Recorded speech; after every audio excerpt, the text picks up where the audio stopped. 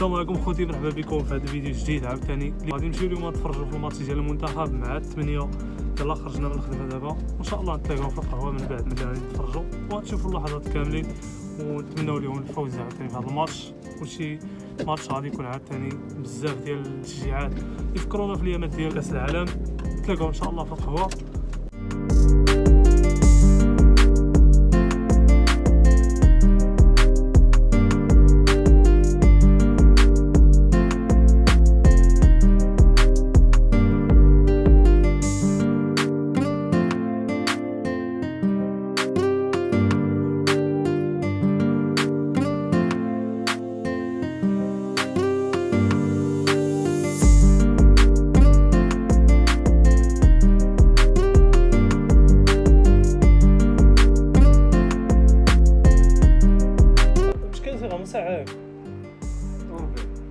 ساعة وربع. المهم اخوان دابا قرب الماتش، بقات ليه ساعة وربع، غادي نمشيو ان شاء الله ونتلاقاو في القهوة. المغرب لعبة مع تنزانيا. خليكم معايا في الفيديو ان شاء الله، غادي تشوفوا شي لقطات اللي زوينين وغادي نحطو في الاخر ملخص ديال المباراة ولا شي حاجة بحال هكا. دابا انا غادي القهوة قربت نيت، خلاص غادي نتفرجوا فيها من ديال كاس العالم. دابا قربت غادي نمشيو نشوفوا.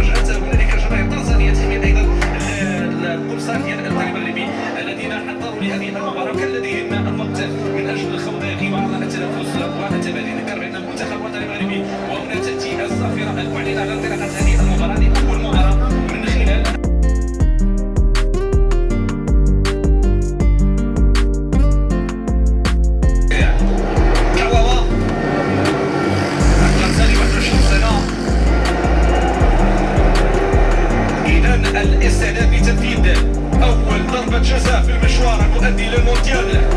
مريضة المهمه لاشرف حكيمي.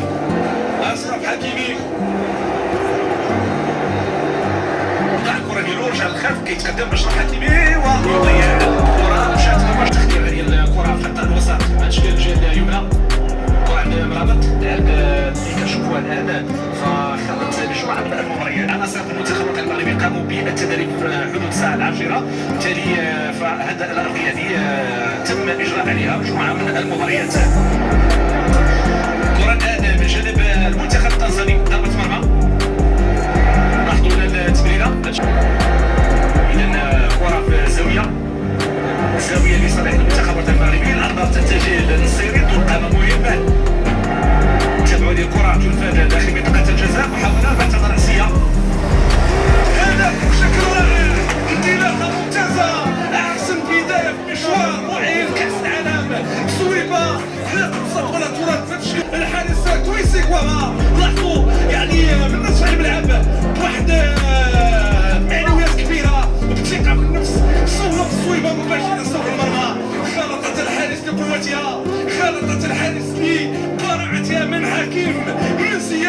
المصوب اللي قام تمريرات اكثر على مستوى منطقه الجزائر على انه 1-0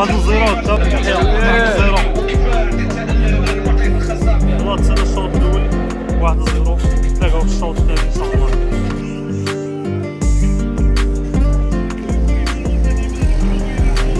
الشوط الثاني والاداء الخاص بالمنتخب الوطني المغربي تدخل الحكم في هذه اللحظات. أبونجي طم من جنوب افريقيا الحكم الذي يقود هذه المباراه.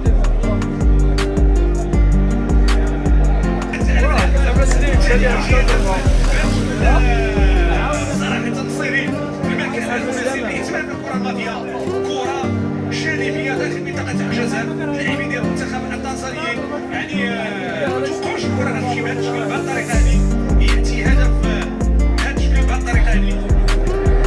التغطية الدفاعية لن تكون بالمرة جيدة من المنتخب التنزاني، ولكن كان تموضع مثالي من عناصر المنتخب الوطني المغربي اللي جا من خلال التمريرة الأولى ديال حكيم زياش ثم التمريرة الثانية ديال اللاعب بلال خلوص. لاحظوا المكان التواجد ديال اللاعب اللي هو الصيري في المكان المناسب اللي كمل الكرة في هذا الشكل المرمى. إذا سجل الهدف مقابل لا شيء، المنتخب الوطني المغربي يتقدم هنا بنهاية السلام أمام المنتخب التنزاني. هدف ثاني البيت الثاني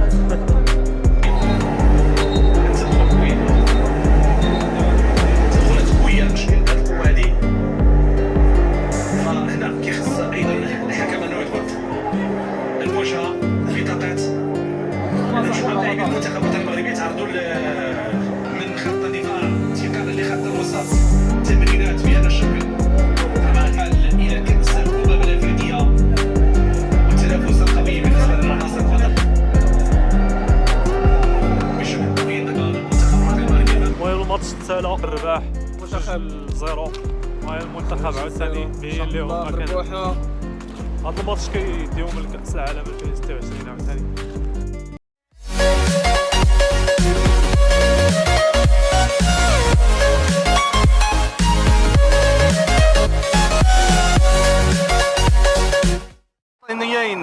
والآن سنركز على الانطلاقة الخاصة بتفاصيل هذه المقابلة، يعني وليد الركراكي الذي سبق وأن كان هنا مساعدا وكان هنا حاضرا وكان هنا أيضا من الأسماء التي لها أيضا تاريخ في هذا الملعب. وجزاء تأطير الكرة لمسة اليد ديال المدافع وضربة جزاء. نشوف هنا القرار. نعم، ضربة جزاء لصالح المنتخب الوطني المغربي. رقعة الملعب على أين هي مع الانطلاقة ديال تفاصيل هذه المقابلة. كانت فرصة للمنتخب الوطني المغربي. زياش تصويبة، هدف أول للمنتخب الوطني المغربي. بداية في مشوار مؤهل كأس العالم. تصويبة لا تبسط ولا ترد بهذا الشكل بهذه الطريقة. تهزيم الحارس كويسي كواوا. لاحظوا بلال خلوص دخول داخل منطقة الجزاء، محاولة فرصة وهدف للمنتخب الوطني المغربي. هدف للمنتخب الوطني المغربي. التموضع جيد على مستوى رقعة الملعب، وبالتالي كيجي هدف بهذا الشكل صراحة نصيري في المكان المناسب لإتمام الكرة الماضية. كرة جانبية داخل منطقة الجزاء. اللاعبين ديال المنتخب التنزانيين يعني ما توقعوش الكرة غتمشي بهذا الشكل بهذه الطريقة هذه. يأتي هدف بهذا الشكل بهذه الطريقة هذه. تغطية دفاعية لم تكن بالمرة جيدة من المنتخب التنزاني، ولكن كان تموضع مثالي لعناصر المنتخب الوطني المغربي. فرصة ديال الهدف الثالث. تصويبة لا تزال مستمرة ديال العملية الرأسية وكرة الهدف. فرصة المنتخب الوطني المغربي اللي كان قريب من وضع الكرة في الهدف الثالث. ونشوفوا القرار ديال الحكم على أن الكرة الأمامية للمنتخب الوطني المغربي كان بإمكانها أن تكون في الشباك. هناك سقوط، نتمناو ما تكونش إصابة الشيء اللي كيخليهم أنهم يكونوا سباقي الكرات.